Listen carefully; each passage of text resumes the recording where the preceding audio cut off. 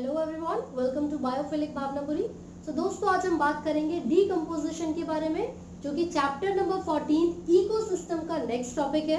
तो सबसे पहले हम लिख लेते हैं decomposition. Decomposition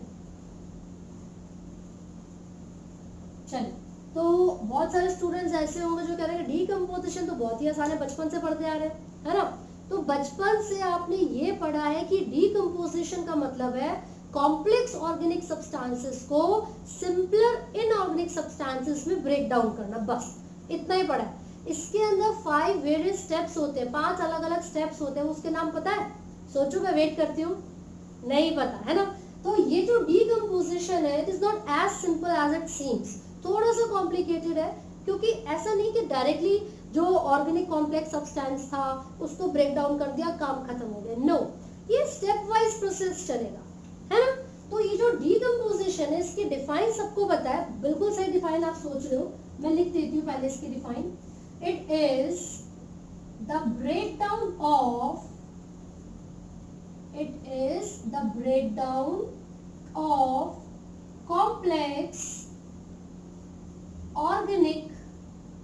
complex organic substances into simple inorganic substances. Simple inorganic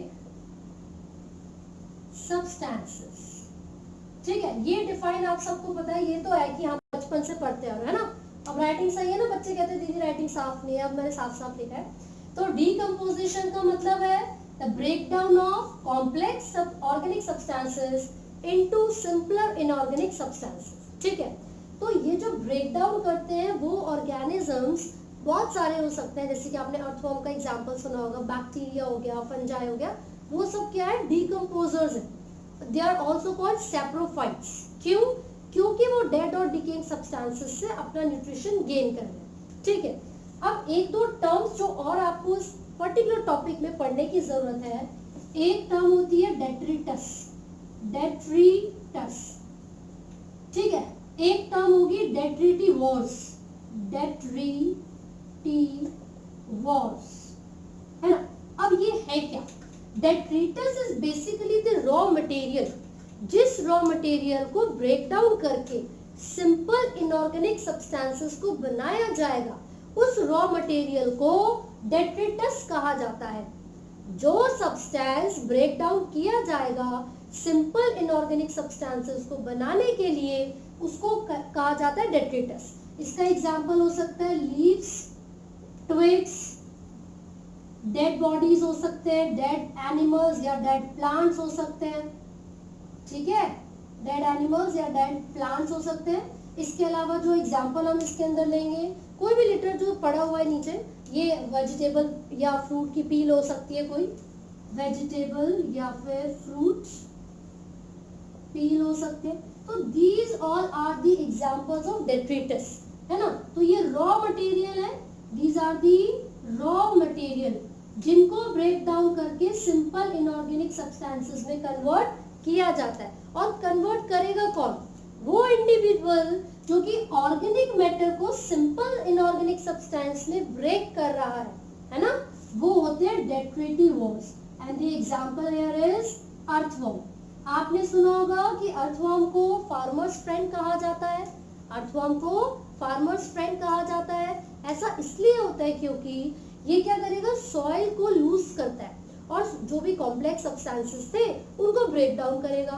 as a result soil के अंदर न्यूट्रिएंट्स की जो मात्रा है, न्यूट्रिएंट्स का जो अमाउंट है वो इंक्रीज होगा, उसकी फर्टिलिटी बढ़ जाएगी। तो किसान के लिए तो ये बहुत फायदेमंद हो गया। इसीलिए अर्थवर्म को फार्मर्स फ्रेंड भी कहा जाता है। और यहाँ पर हमने देखा earthworm is an example of डेट्रिटिवोर्स। क्यों? क्योंकि वो कॉम्प्लेक्स सब्सटेंस को सिंपल सब्सटेंस में ब्रेक करेगा। ये क्लियर है ना? ये टर्म्स आपने पढ़ लिए, बहुत इंपॉर्टेंट टर्म्स है। What are the different steps which are included under decomposition, ठीक है। कौन कौन से स्टेप्स हैं? सबसे पहला जो स्टेप हम इसमें पढ़ेंगे वो है फ्रेगमेंटेशन। सबसे पहला स्टेप है फ्रेगमेंटेशन। अब इसका क्या मतलब है? इसका मतलब है फ्रेगमेंट्स में बट जाना। भाई जितना भी organic complex substance complex organic substance जो कि सॉइल के ऊपर सरफेस पर पड़ा हुआ है, ये जब अर्थवर्म देखेगा, भाई टहनी पड़ी, पत्ती पड़ी, आज तो मजा आ गया, वो पत्ती को सिंपल सब्सटेंस में ब्रेक डाउन करेगा, फ्रेगमेंट्स में बांट देगा। ठीक है, तो फ्रेगमेंटेशन का मतलब क्या है? Break down of complex organic substance into simple substances। और यहाँ पर कौन कर रहा है काम? मैं लिख रही हूँ, ये अर्थवर्म ने किया है, बाय अर्थवर्म। तो फ्रेगमेंटेशन का मतलब क्या है? The breakdown of complex organic substances into simpler substance. वो किसने किया था? अर्थवर्म ने किया था। तो अर्थवर्म ने डेट्रिटस को ब्रेक डाउन कर दिया। ये सबसे पहला स्टेप होता है डीकंपोजिशन का, which is called fragmentation.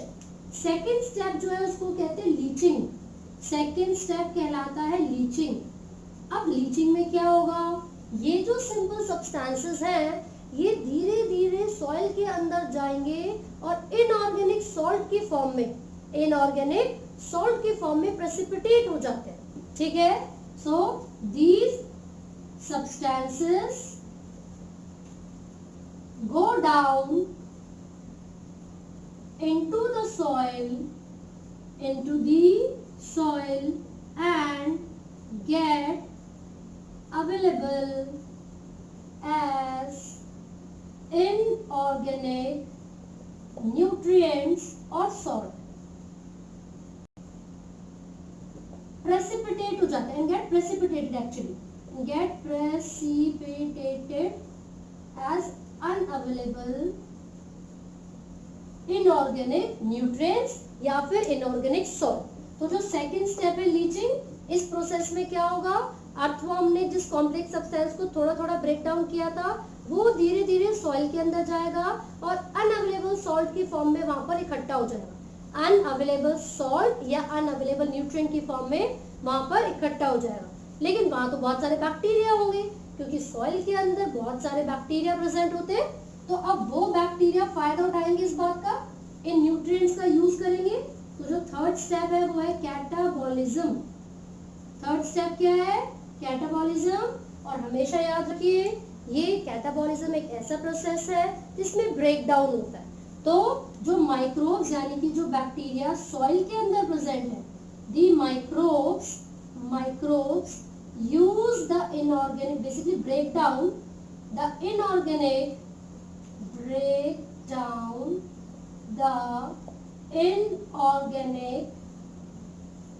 salts within the soil।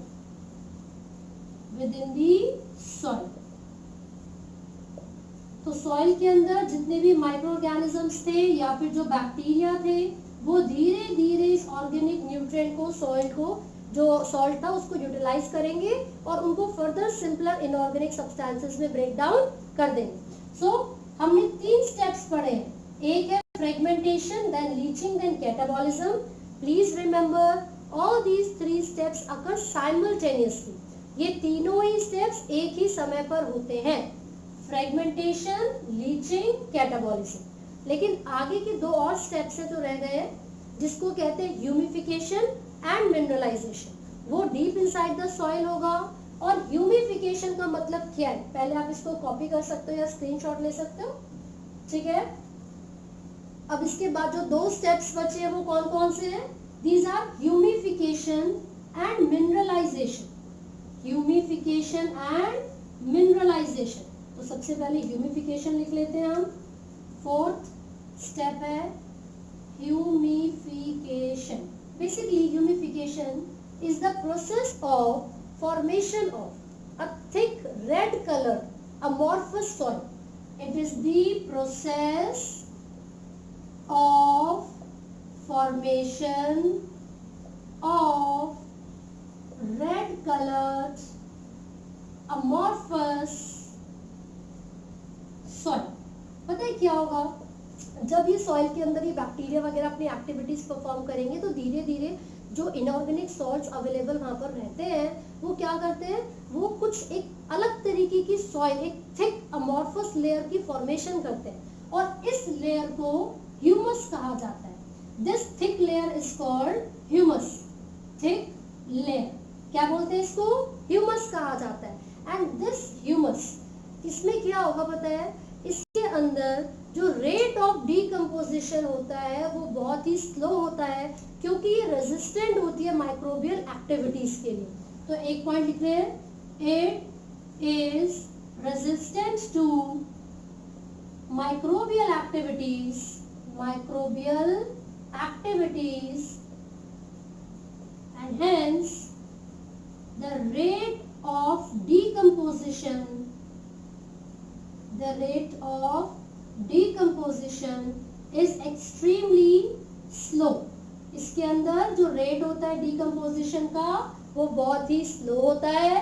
साथ ही साथ ये कोलॉइडल होती है, being colloidal in nature, colloidal, colloid, ठीक है, colloidal in nature, it stores or reserves the nutrients, ठीक है, माइंड दी स्पेलिंग। तो इसमें क्या होता है कि क्योंकि ये जो लेयर है, जो ह्यूमस है, एक तो वो बहुत ज्यादा थिक है, वो रेजिस्टेंट है माइक्रोबियल एक्टिविटी से, तो उनके अंदर जो रेट ऑफ डीकम्पोजिशन है वो बहुत ही स्लो होगा, ठीक है, जो रेट ऑफ डीकम्पोजिशन है वो बहुत ही स्लो होता है। साथ ही साथ आप देखोगे कि ये स्टोर करके रख सकती है न्यूट्रिएंट्स को, स्टोर करके रख सकते हैं, रिजर्व करके रख सकते हैं न्यूट्रिएंट्स को। तो इसके बाद क्या होगा, फिफ्थ स्टेप आएगा विच इज मिनरलाइजेशन। मिनरलाइजेशन, इस प्रोसेस में क्या होता है पता है, जितने भी मिनरल्स यानी कि जितने भी न्यूट्रिएंट्स सॉइल के अंदर प्रेजेंट थे, जहां पर ह्यूमस की हम बात कर रहे हैं, जो कि ह्यूमस ने रिजर्व करके रखे हुए थे, now the microbes will release, will break down, decompose or release the nutrients or decompose the nutrients or the minerals, ठीक है। तो मिनरल्स के रिलीज होने का जो प्रोसेस है उसको मिनरलाइजेशन कहा जाता है, और ये जो मिनरल्स रिलीज हुए हैं वो सॉइल के अंदर ही जो प्लांट्स है, उनकी जो रूट्स है, उनके द्वारा एब्जॉर्ब कर लिए जाते हैं, right. So these are the 5 basic steps which are included under decomposition. सबसे पहला था fragmentation, then leaching, catabolism, humification and the last one mineralisation. तो ये पांचों के पांचों स्टेप्स डीकम्पोजिशन के अंदर इंक्लूड किए जाएंगे। फाइनली जितना भी मिनरल्स होंगे वो सॉइल के अंदर फ्रीली अवेलेबल होंगे और प्लांट्स उनको आसानी से एब्जॉर्ब कर सकते हैं, ठीक है। Now the question is, what are the factors, what are the conditions that may affect the rate of decomposition. तो वो कंडीशंस कौन सी हैं या फिर वो फैक्टर्स कौन से हैं जो कि रेट ऑफ डीकम्पोजिशन को अफेक्ट करेंगे। तो देखिए, एक तो presence of oxygen, presence of oxygen is must. Rate of decomposition high होगा अगर एक ऐसे एनवायरनमेंट में डिकम्पोजिशन चल रहा है जहाँ पर ऑक्सीजन की अवेलेबिलिटी काफी ज्यादा है। इसके अलावा कुछ क्लाइमेटिक फैक्टर्स हो सकते हैं, क्लाइमेटिक फैक्टर्स। अब क्लाइमेटिक फैक्टर्स में क्या क्या इंक्लूड किया जाएगा, it includes the temperature, temperature and soil moisture, temperature and soil moisture. If there is a higher temperature, so the rate of decomposition will be maximum, and if the temperature is low, तो जो rate of decomposition है वो कम हो जाता है। High temperature का मतलब है high rate of decomposition, ठीक है। लेकिन अगर temperature कम है तो फिर जो decomposition का rate है वो भी कम होगा, डिक्रीज हो जाएगा। इसीलिए जब फ्रिज में रख देते हैं हम अपने सामान को, खाने पीने को, तो वो खराब नहीं होते, राइट।